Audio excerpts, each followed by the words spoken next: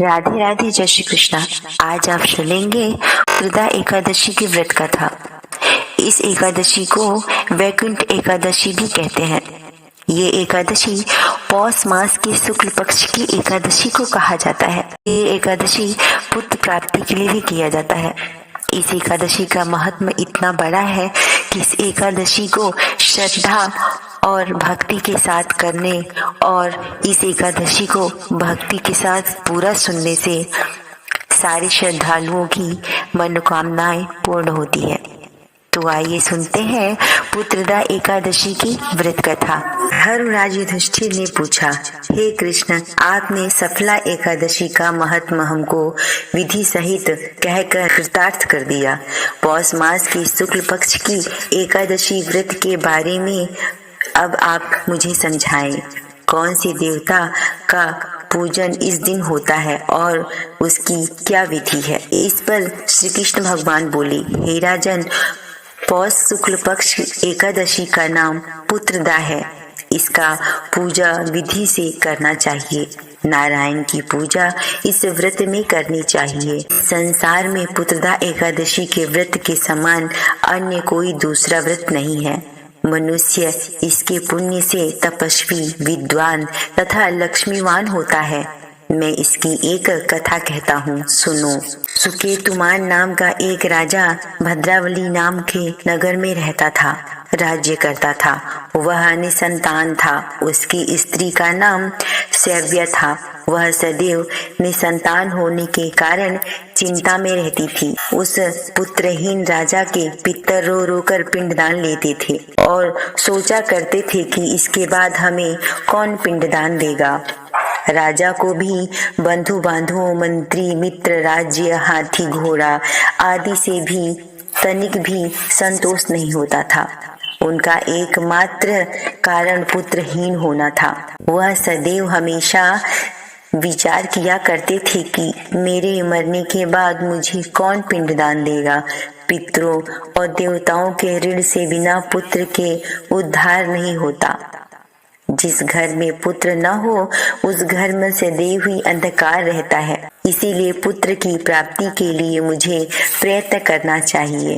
अपने पुत्र का मुख जिस मनुष्य ने देखा है वे धन्य हैं और उनको इस लोक में यश और परलोक में गति मिलती है, अर्थात उनके दोनों लोक ही सुधर जाते हैं।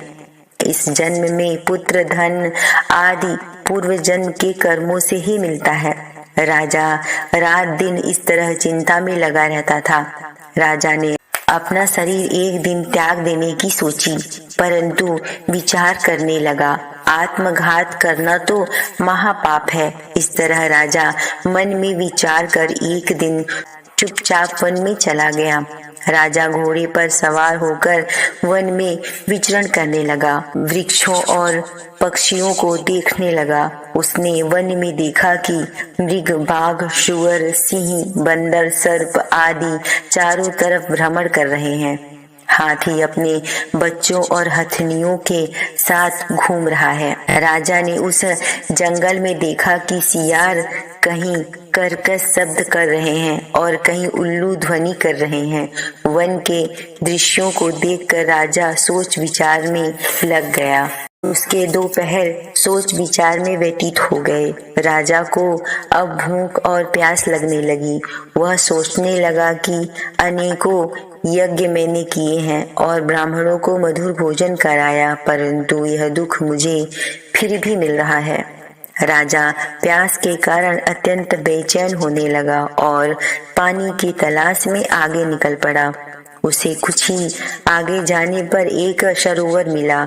उस सरोवर में कमल खिल रहे थे। उसमें सारस, हंस, मगरमच्छ आदि विहार कर रहे हैं। मुनियों के आश्रम उस सरोवर के चारों ओर बने हुए थे। राजा का दाहिना अंग उसी समय फड़कने लगा। मन में प्रसन्नता होकर राजा मुनियों को सरोवर के किनारे बैठे हुए देखकर घोड़े से उतरा और साष्टांग प्रणाम करने लगा। उनके सम्मुख बैठ गया। राजा को देख मुनिवर बोले, हे राजन, तुमसे हम प्रसन्न हैं। तुम इस समय इस जगह कैसे आए हो, सो कहो। राजा ने इस पर उनसे पूछा, मुनिवरों आप कौन हो और इसलिए यहाँ आए हो, सो कहो। मुनि बोले, हे राजन, पुत्र की इच्छा करने वालों को उत्तम संतान देने वाली आज पुत्रदा एकादशी है। हम लोग विश्वदेव हैं और स्नान करने इस सरोवर पर आए हैं। इस पर राजा बोला, हे मुनिवर, मेरे भी कोई पुत्र नहीं है। यदि मुझ पर आप प्रसन्न हो तो पुत्र का वरदान दीजिए। मुनि बोले, हे राजन, पुत्रदा एकादशी आज ही है, आप अवश्य ही इसका व्रत करें। भगवान की कृपा से आपके पुत्र अवश्य होगा। राजा ने उस दिन मुनि के वचनों के अनुसार एकादशी का व्रत किया और उसने द्वादशी को पारण किया। तब मुनियों को प्रणाम करके अपने महल को वापस आ गया। तत्पश्चात कुछ दिनों में रानी ने गर्भ धारण किया और 9 महीने के पश्चात एक उत्तम पुत्र रत्न को जन्म दिया। आगे चलकर वह राजपुत्र अत्यंत वीर, धनवान, यशस्वी और प्रजापालक हुआ। श्री कृष्ण भगवान बोले, हे राजन, पुत्रदा एकादशी का व्रत पुत्र की प्राप्ति के लिए करना चाहिए। इसका महत्व जो मनुष्य श्रवण व पठन करते हैं उनको स्वर्ग की प्राप्ति होती है। जय श्री कृष्ण।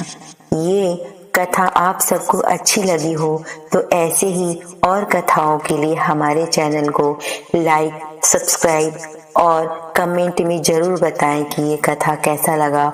जय श्री कृष्णा जरूर लिखें।